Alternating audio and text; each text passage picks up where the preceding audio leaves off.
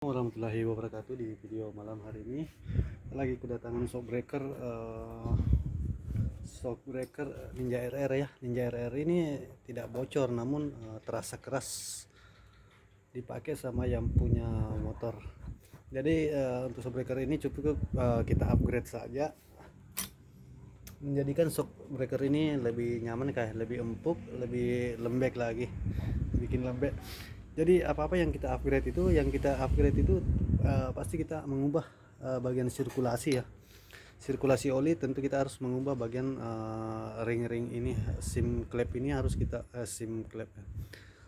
klep ini harus kita ubah ya, sirkulasinya atas bawah. Untuk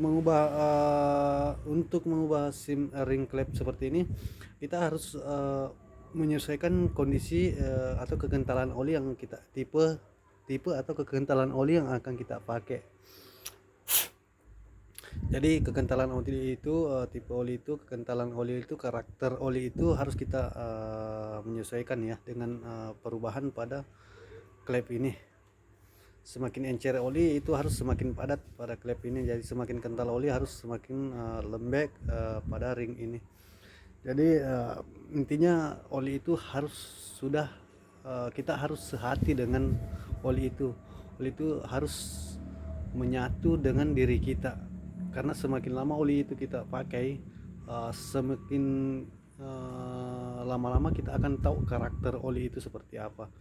Jadi sebelum kita kerja shockbreaker itu harus ditahu dulu oli apa yang akan kita isikan dalam suatu shockbreaker itu.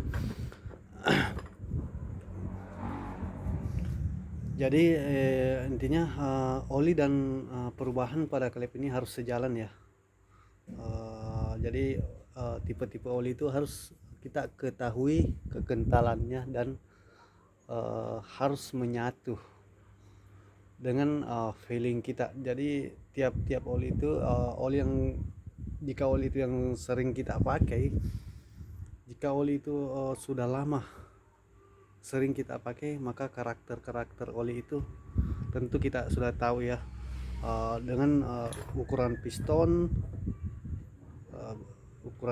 itu sebesar apa, dan lubang buangnya itu harus sebesar apa, dan masuknya itu sebesar apa.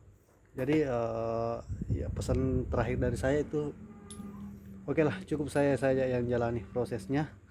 Anda cukup rasakan saja hasil dari upgrade ACRS Makassar. Oke, sekian dari saya. Assalamualaikum warahmatullahi wabarakatuh.